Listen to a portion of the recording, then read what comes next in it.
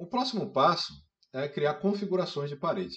Eu tenho um comando de parede aqui, mas não tenho exatamente nenhum tipo de parede aqui criado já com a configuração que eu preciso, que se trabalha comumente no Brasil.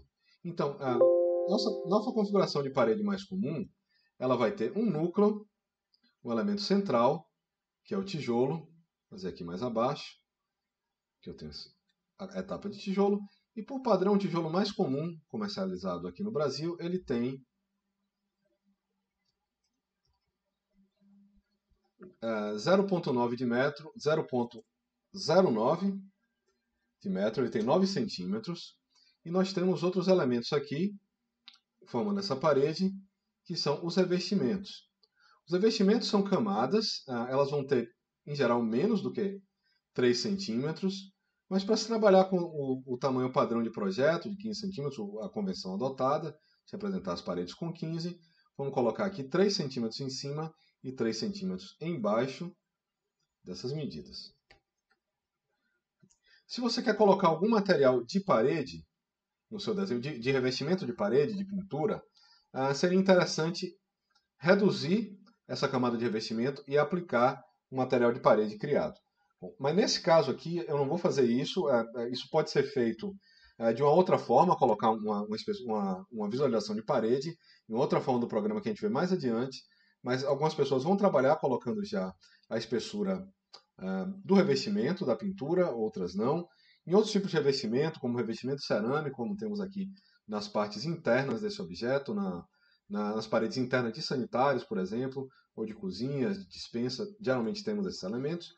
Isso pode ser colocado também na configuração de sua parede. Você organiza as camadas e procura um material adequado para representar o seu elemento. Então, bom, eu tenho uma parede básica aqui com 200 milímetros, que estaria acima do que a gente costuma usar, embora possam existir paredes também. Eu posso chamar a parede pelo atalho WA, ou clicando no ícone aqui do comando parede. Aqui vemos o atalho WA, qual é o atalho que ele é usado, WA de wall, e aqui temos esse elemento. Bom, eu vou selecionar uma dessas paredes e vou seguir para o editor de tipo. Está aqui meu editor de tipo, e aqui eu vejo como essa parede está, em primeiro lugar, nomeada, e aqui em estrutura, como é que funciona a estrutura dela. Opcionalmente, eu posso abrir uma visualização de como essa parede está estruturada, aqui ao lado, e isso vai ajudar a ver quais são as mudanças que nós estamos fazendo. Em primeiro lugar, eu vou usar duplicar. Eu não é uma boa prática você alterar uma parede sem alterar o nome dela, visto que o nome indica sobre materiais, sobre espessura, total da parede, etc. Eu vou duplicar e essa minha parede vai ser alvenaria. Vai ser uma parede de alvenaria, ela vai ter 150 milímetros, 15 centímetros no total. E agora eu tenho um outro tipo sem ter apagado o anterior. Agora eu preciso editar esse tipo para que ele fique de acordo com o nome dele. Tá? E aqui eu clico na aba estrutura, desse elemento aqui, editar, ligado ao parâmetro de estrutura, um parâmetro de construção. Eu clico aqui e aqui eu tenho como editar esses elementos. Em primeiro lugar, eu vou botar 0,9 aqui nesse elemento. Ele já está com a medida certa e ele está marcando como estrutura. E tem uma ideia de núcleo de parede. Núcleo, segundo o entendimento do Revit, é a parte estruturante. Ou seja, isso aqui são meus blocos e tudo que a mais dessa parede vai ser adicionado nos blocos. Eu vou inserir uma outra camada e vou mover ela. Inserir primeiro e mover ela para cima, para ela ficar fora do núcleo, fora do elemento do núcleo. E aqui eu vou colocar 0,3, que é essa medida, e em vez de estrutura, eu vou marcar esse elemento como substrato. É um substrato, é um elemento que vai ser a base para o acabamento final do meu elemento. Essas categorias aqui, elas servem para ordenar como é que o Revit faz junção de elementos de parede. Quando ele vai juntar duas paredes, o que é que vai se encontrar? O que vai se encontrar é a estrutura. O substrato ele vai parar na estrutura. Os acabamentos 1 e 2 eles vão parar no substrato. Eles vão um nível a mais. E essa é a ideia desses números que estão aqui do lado. Quem é que tem prevalência? A estrutura, o substrato, a camada térmica, o acabamento 1 e o acabamento 2. Tá? Camadas de membrana são elementos simplesmente de organização, assim como esses elementos aqui do núcleo, eles vão ter que ter sempre 0 como espessura deles. Então aqui eu já tenho um substrato acima e vou inserir uma outra camada, vou mover para baixo, vou trocar para substrato também e vou trocar ela para a medida de 0,03. De forma básica, minha parede tem uma nova parede já configurada, mas não tenho materiais associados a ela. Vou procurar alguns materiais na biblioteca padrão. Na aba de materiais eu tenho 3 pontos aqui que eu clico e aparece uma outra interface do Revit, que é a interface de materiais. E nós vamos ver quais são os materiais já carregados, materiais mais fáceis de se achar, que nós podemos usar para configurar esses elementos. Por padrão, essa interface ela aparece dessa maneira, ó, com a biblioteca de materiais desativada. A biblioteca de materiais me dá alguns materiais a mais que eu posso carregar no meu documento. Aqui eu tenho os materiais que já estão carregados no meu documento. Eu posso procurar aqui, por exemplo, por tijolo.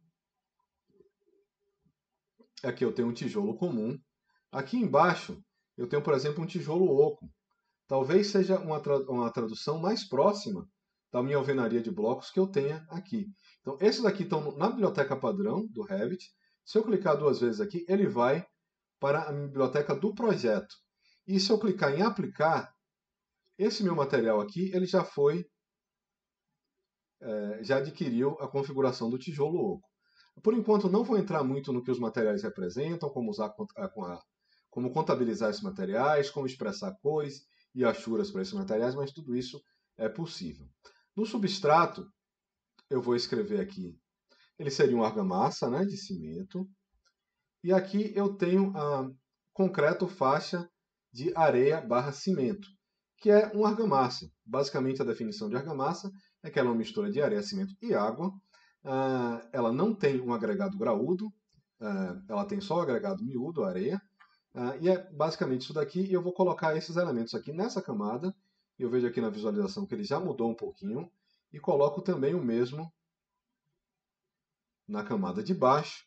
E eu tenho aqui uma parede previamente configurada. A partir disso daqui, eu posso aplicar, ok, e eu já tenho essa parede aqui com meus elementos de configuração.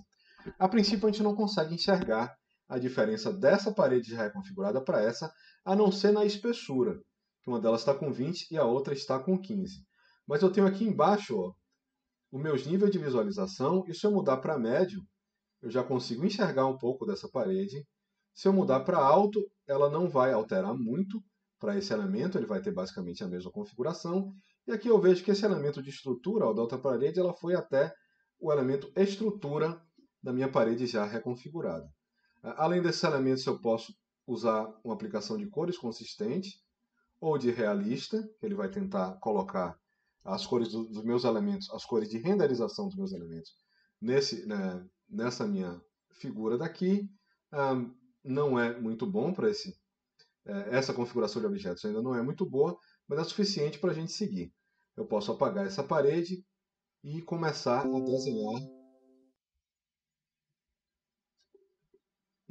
a desenhar o meu projeto. Então, agora eu tenho um novo tipo de parede aqui disponível e é esse que eu vou usar para o meu desenho.